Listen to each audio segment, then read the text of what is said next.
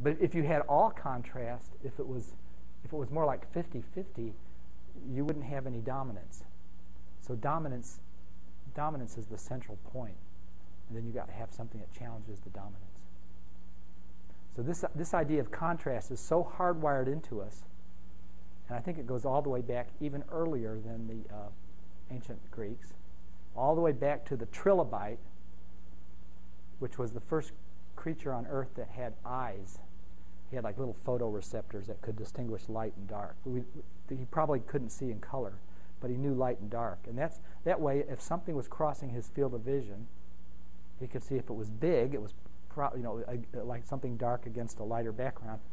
It could be an enemy, and he could run away. Or if it was a little bitty thing, it might be something he could eat.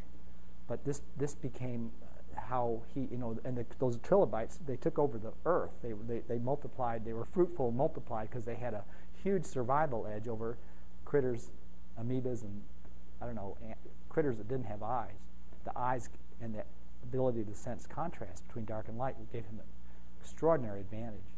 And so contrast has been a feel-good mechanism for us ever since. And if you can see yourself if you look at a painting, if it doesn't have any contrast, it's going to be boring. But if it's got beautiful, rich darks, and it grades up to something light, and it has a lot of midtones in it, and it's doing all this interesting stuff with values, your eyes will be drawn to it. It will be very pleasing. It's satisfying at some level that I think is hardwired all the way back in us, all the way in our genes, all the way back to the Trilobite. How's that for aesthetics, right? So, let's say the way it would work on a picture is you go.